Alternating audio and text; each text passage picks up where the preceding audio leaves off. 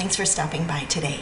The card I'm going to show you today is one I created for the Mediterranean Cruise Achievers blog hop, and the theme is all about love. And so I created a wedding card. This is one that has lots of bling and a little different technique, a sponging technique to get the Bloomin' Hearts Thinlit die to look like that. And so I'm going to share that with you and how I got a little extra bling in around the edges and also in my sentiment. So let's get started. Here's a closer look at the card.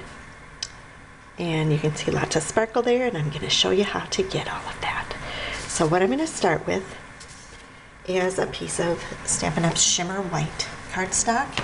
You may or may not be able to see the shimmer in that, but I like using it when I'm sponging because it just really blends colors easily. It's a little bit sturdier. So what I'm going to first start out with is the Blushing Bride, which is the color that is predominant in it, and I want to make that pop because that's my background. Her card base is Blushing Bride, and so I've just randomly sponged that on there. And we're going to use a sponge dauber, and I like to take my sponge dauber first on my scratch paper just to get rid of some of the color and any potential polka dots that I'm going to make on here. And you can see I'm really being quite random with this, because when I put my die on here to cut out, I don't want it to look uniform. I want it to look very mottled, and we can add a little bit more color to that as I get going. So, the next thing that I'm going to do is put my Bloomin' Hearts Thinlit on it, and when I'm cutting that out with my Big Shot, I do like to use my magnetic platform with my precision base plate.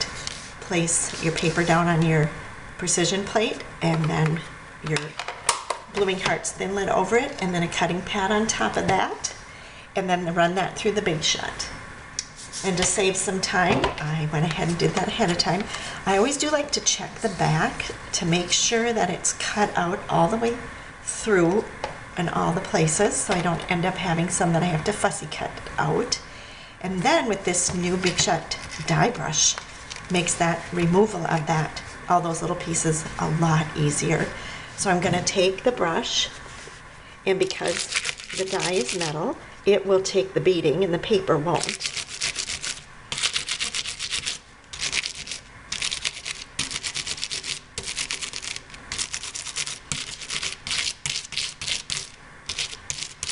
And after you're sure that you've gone over the whole die, you'll find just how quickly and easily that pops out. And look, no pieces left in my Bloomin' Heart Thinlit, and all the pieces stay pretty well contained on top of that mat. And if there are a few little pieces, I simply have to just pop them out with my finger, and there you have it. It's all cut out. That's really saves a lot of time and extra effort that sometimes we get frustrated with. So now what I'm going to do is go back with my ink pads, and if I want to make any areas a little bit more intense, and it'll catch the edges too, which is nice because now you have edges after cutting, and you really can see where to add color.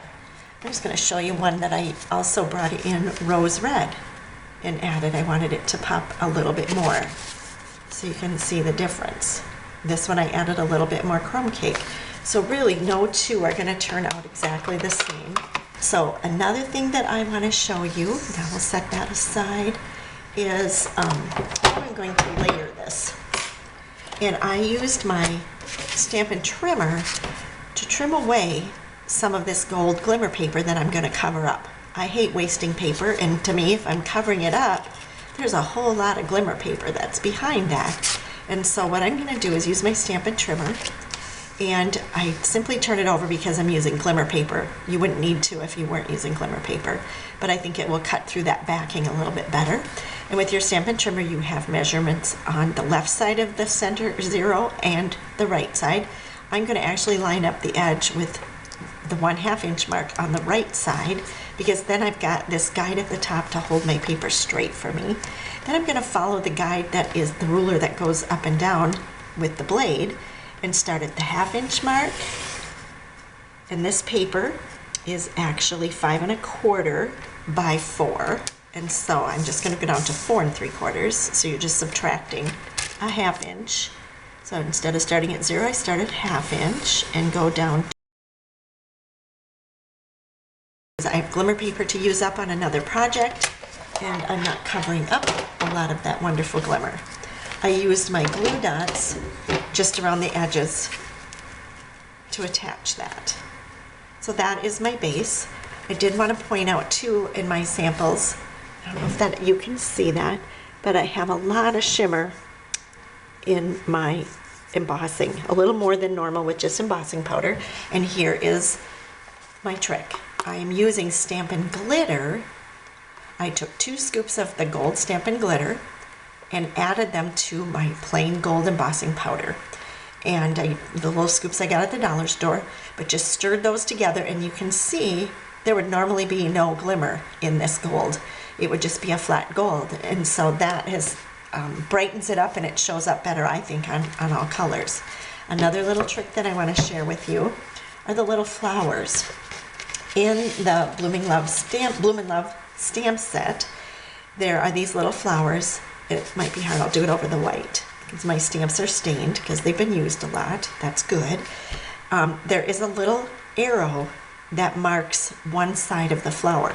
There is a tab on the little thinlet that also marks that same spot. So that is how you cut those out without growing crazy.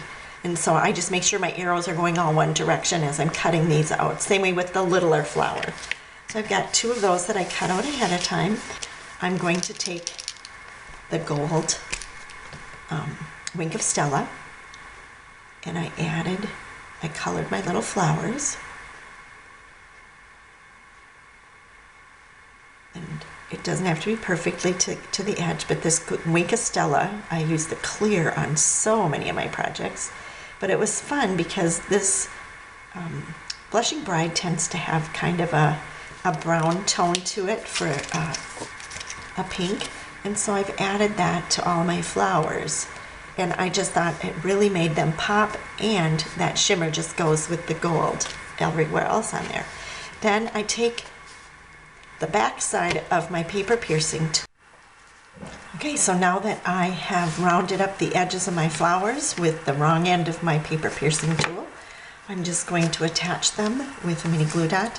I don't know if you've seen this trick where you just tie a scrap of ribbon to hold your glue dots from running away from you. And just going to add that. And I really didn't try to match, but rather offset on purpose my little flowers. I'm going to attach that one.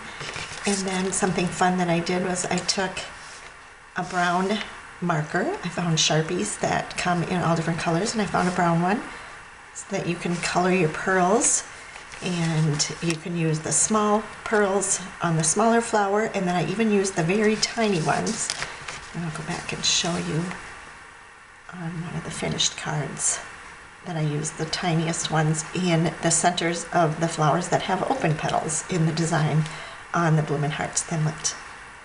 So there you have it. I'm going to show those 2 cards to you one more time so you can see the difference in the 2 colors that I did with sponging.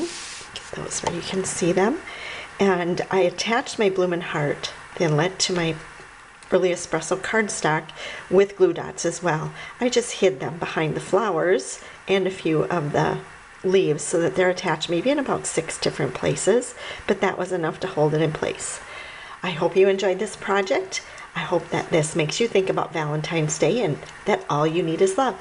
Thanks so much for stopping by.